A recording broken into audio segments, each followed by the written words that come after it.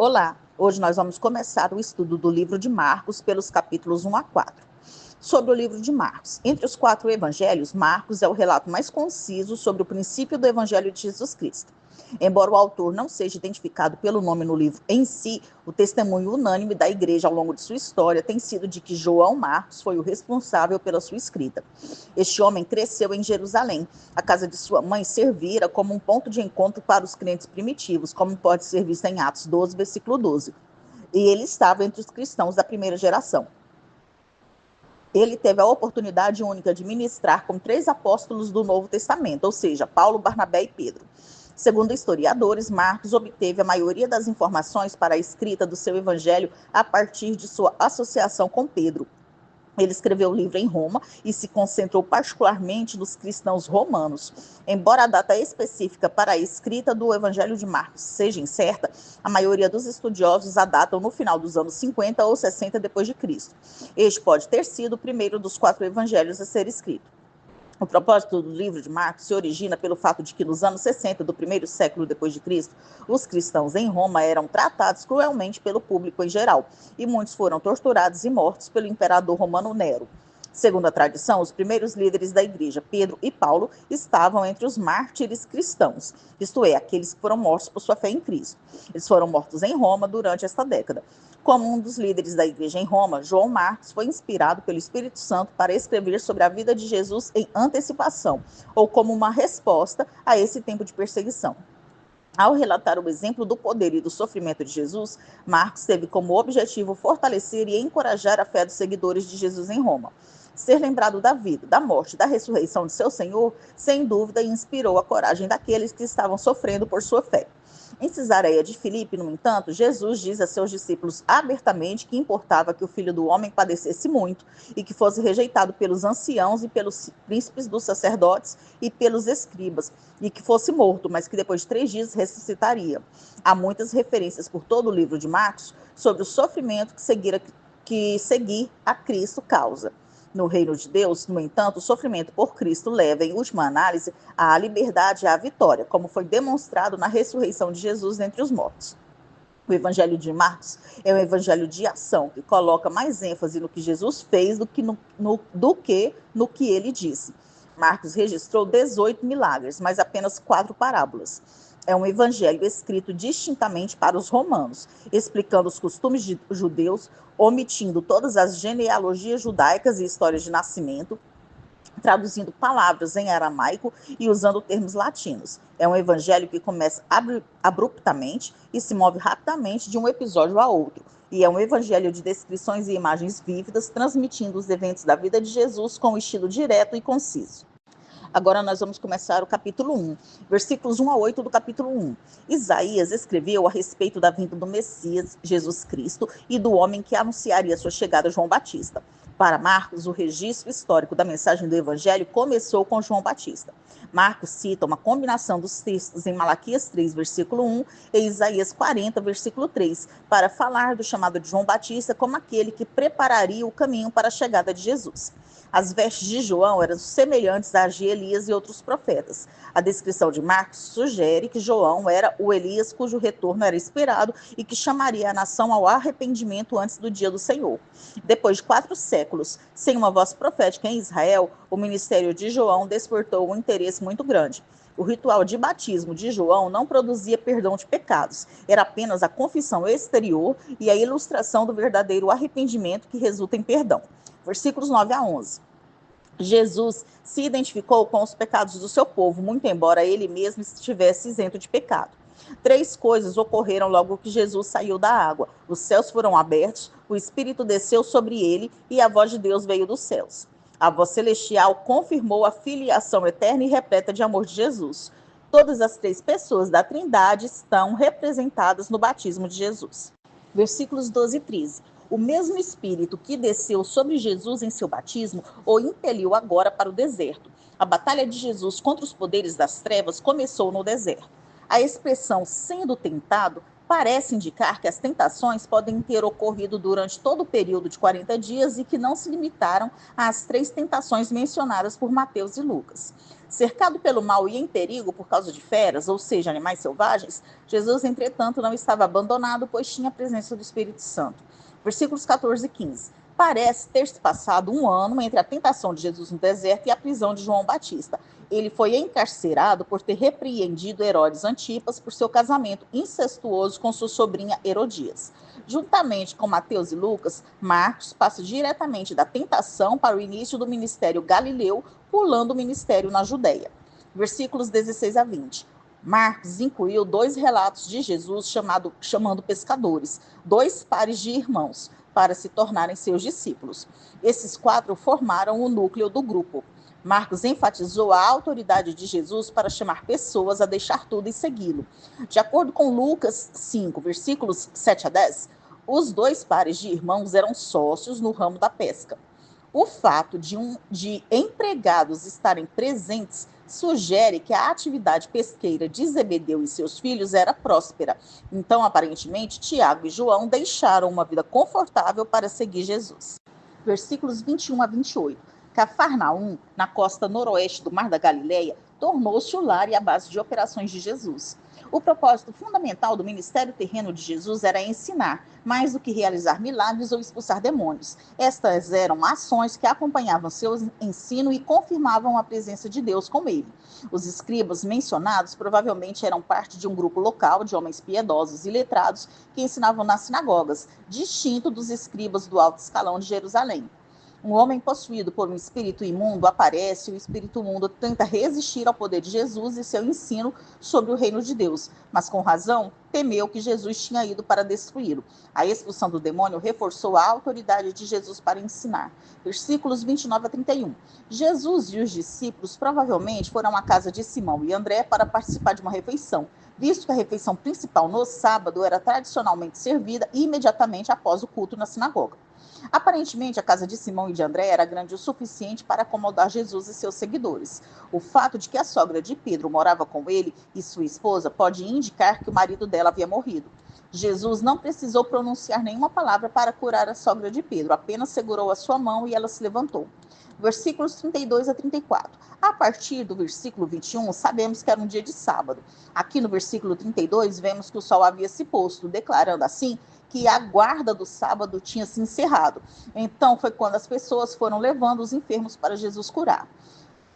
Jesus provou sua autoridade ao ordenar que os demônios se calassem, mas provavelmente ele queria que as pessoas crescem que ele era o Messias por conta de suas palavras e obras, não por causa de testemunhos de demônios. Jesus queria revelar sua identidade como Messias de acordo com seu cronograma e seu plano, não por conta de espíritos imundos. Versículos 35 a 39. De manhã, muito cedo, indica que Jesus não descansou muito depois das atividades da noite anterior. O fato de ser tão cedo explica como ele conseguiu sair da cidade sem ser percebido. Os romanos dividiram o território de Israel em 3 regiões distintas: Galileia, Samaria e Judeia. A Galileia era a região mais ao norte, uma área de aproximadamente 96 quilômetros de comprimento por 48 quilômetros de largura.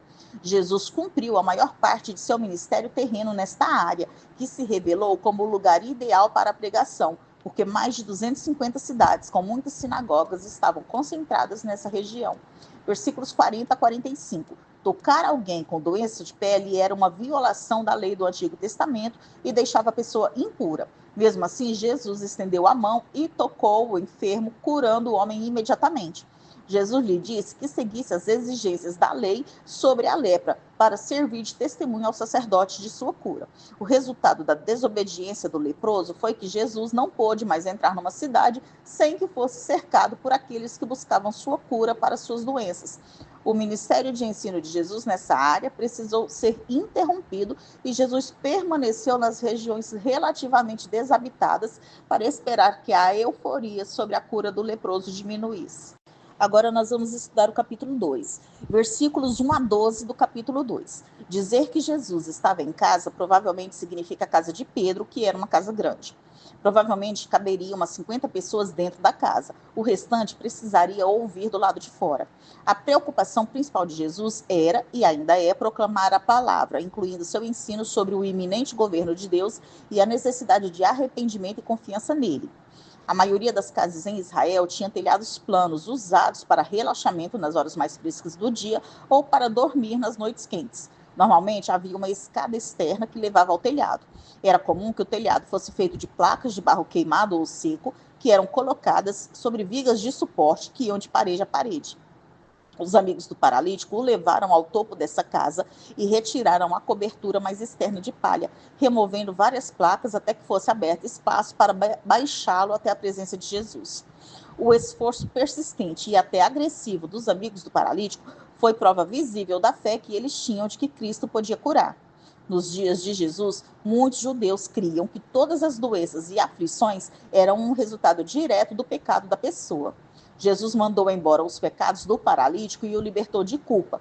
Porém, os escribas o acusaram de blasfêmia, dizendo que só Deus podia perdoar pecados, o que é uma verdade. Porém, eles não viam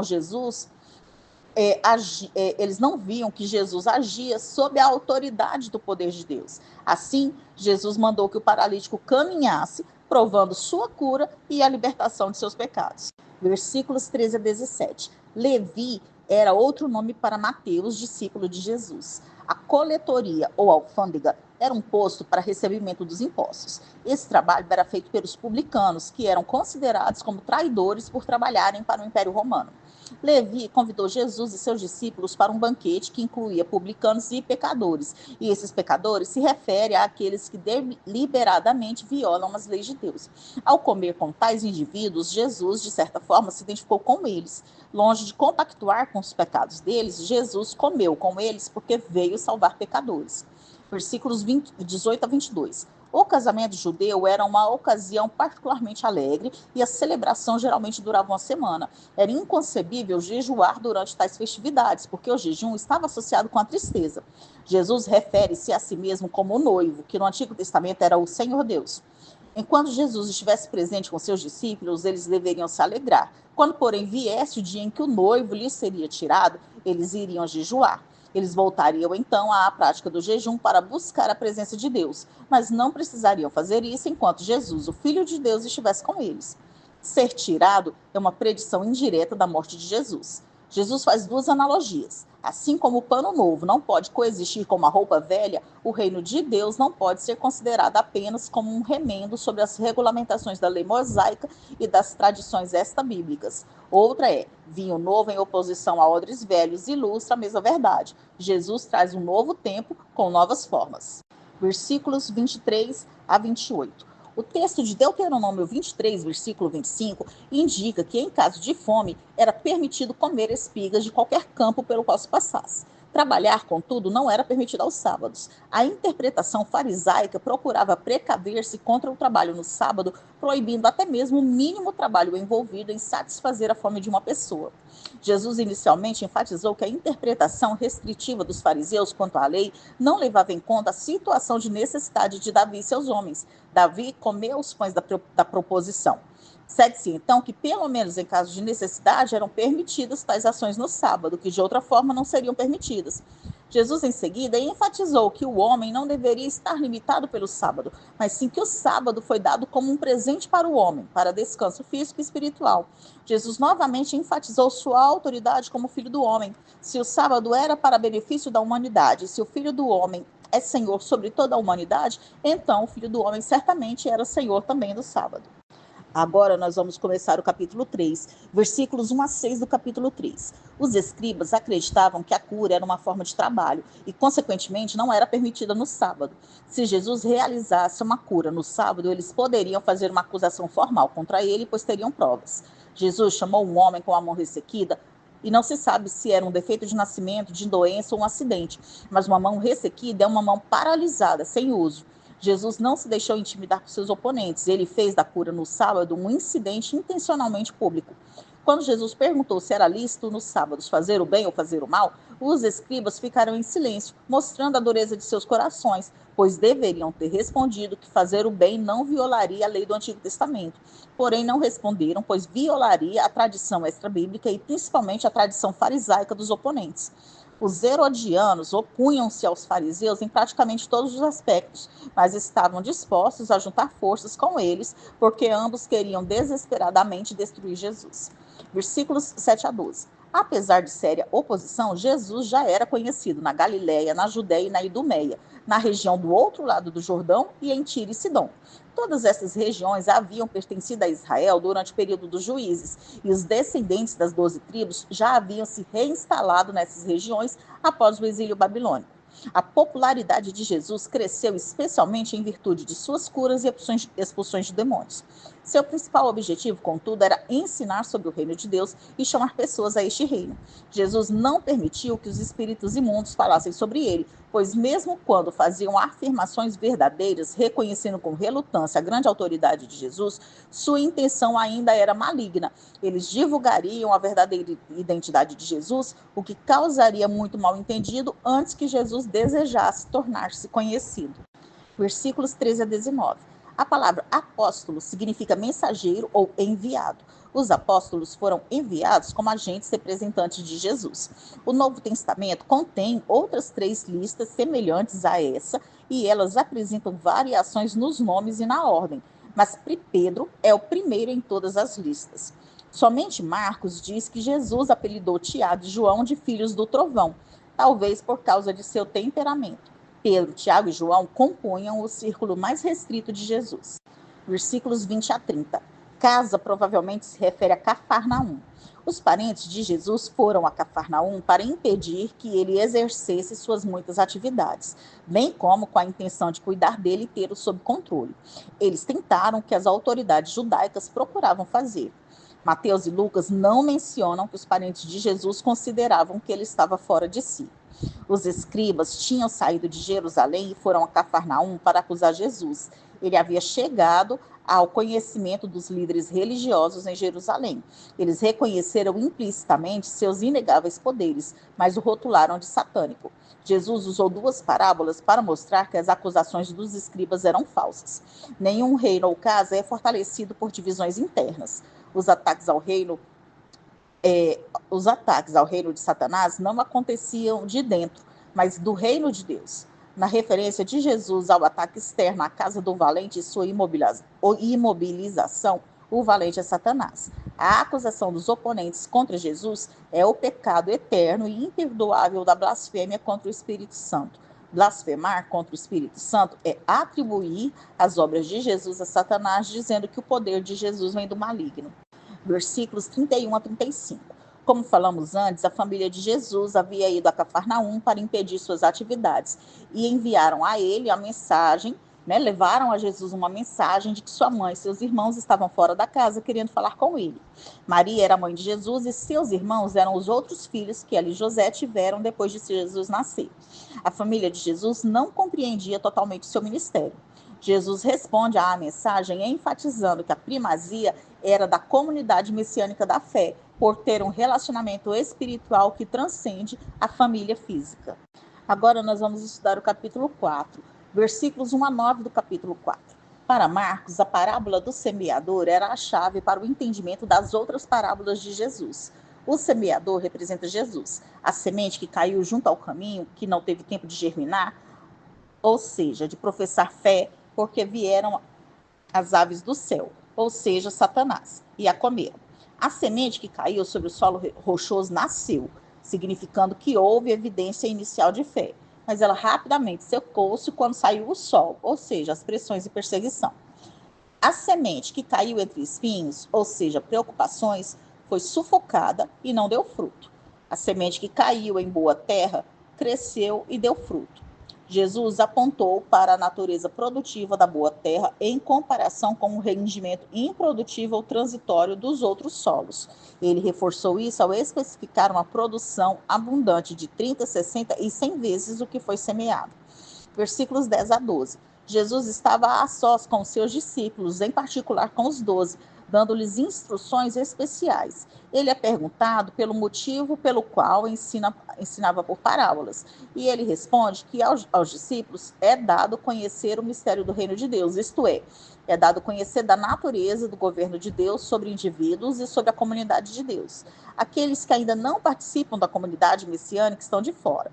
No versículo 12, faz a citação de Isaías 6, versículos 9 e 10, enfatizando o fato de que Jesus profere as parábolas para os de fora como uma forma de advertência profética. Jesus adverte sobre as sérias consequências para todos, gentios e judeus, que não abrem o coração a ele. Versículos 13 a 20. O semeador na parábola representa primeiramente Jesus, mas no sentido secundário, todo fiel pregador do evangelho. A semente é a palavra. Os vários tipos de solo representam os corações humanos. Os corações inóspitos na parábola vão tornando-se cada vez mais receptivos, de indiferentes, passando a oportunistas até a bastante interessados, mas ainda assim permanecem ansiosos com as preocupações da sua vida atual, em rebelião contra os verdadeiros propósitos de Deus. A boa terra representa um coração consistentemente solícito e acolhedor. Versículos 21 a 25. A proclamação do reino de Deus é como trazer uma lamparina de óleo para um quarto. O vindouro governo messiânico de Deus faz com que aquilo que estava oculto, por exemplo, um coração duro, um pecado oculto, fique evidente. A medida se refere à atitude com a qual a palavra de Jesus está sendo recebida. Se os ouvintes aceitam a mensagem de Jesus sobre o reino de uma forma rica e profunda, então ainda lhes será acrescentado, isto é, Deus fixará residência nesse coração e dará crescente entendimento e bênção, tanto nesta era quanto no porvir. À pessoa que acolhe o reino e a presença de Deus será dado mais dos frutos planejados por Deus. E aquele que confia nos seus próprios recursos sem receber a palavra, perderá inclusive isso. Versículos 26 a 29. Essa parábola é registrada apenas por Marcos. Assim como a semente, o reino de Deus tem em si o poder para crescer. A única função humana é plantar. Uma vez plantadas, as sementes crescem e se tornam uma colheita. A foice é um símbolo do juízo final. Essa parábola também pode indicar que o crescimento espiritual é semelhante ao desenvolvimento de uma planta, um processo contínuo e gradual que termina com a colheita da maturidade espiritual. Versículos 30 a 32. Tecnicamente, um grão de mostarda não é a menor de todas as sementes que há na terra, mas era aparentemente a menor semente usada no tempo de Jesus, constituindo assim uma metáfora para coisas muito pequenas. O grão de mostarda produz um arbusto de quase 2 metros de altura, com grandes ramos nos quais as aves do céu podem aninhar-se. Essa parábola do grão de mostarda retrata o reino de Deus começando com uma pequena influência e então alcançando uma amplitude mundial. Versículos 33 e 34. Marcos dá exemplos simples do ensino por parábolas de Jesus sobre a palavra do rei sobre a palavra no reinado messiânico de Deus. Jesus usa parábolas para advertir seus oponentes que ainda podem se voltar para ele. Em particular, Jesus ajuda seus discípulos a entenderem e receberem aquilo que ele está ensinando. E sem parábolas não lhes falava é uma óbvia generalização, significando que ele normalmente incluía parábolas ao ensinar. Não quer dizer que ele falava apenas por parábolas. Versículos 35 e 41. Jesus e seus discípulos estavam na costa ocidental do Mar da Galileia. Para fugir das multidões para um breve repouso, Jesus desejava ir para a costa oriental, onde não havia grandes cidades e, portanto, menor número de pessoas. O Mar da Galileia fica a aproximadamente 200 metros abaixo do nível do mar. Ele é cercado por terras altas. A nordeste fica o Monte Hermon, que se eleva a 2.700 metros acima do nível do mar. Quando o ar frio do Monte Hermon encontra o ar quente que sobe do mar, com frequência isso causa uma tempestade que se lança das alturas sobre o mar. Como os barcos de pesca da época tinham laterais baixas, o barco já se enchia de água. Jesus estava tão exausto depois de um dia cheio com curas e pregação, que nem mesmo essa tempestade conseguiu acordá-lo. Ao ser acordado pelos discípulos, Jesus mandou que o mar e o vento ficassem quietos. Normalmente, as tempestades diminuem vagarosamente, mas quando Jesus deu a ordem, os elementos naturais dessa tempestade cessaram imediatamente. Jesus repreendeu os discípulos por serem medrosos, mas eles temeram ainda mais, pois perceberam que Jesus era realmente Deus que mandava no vento e no mar. Nós terminamos aqui o estudo dos capítulos 1 a 4 do livro de Marcos.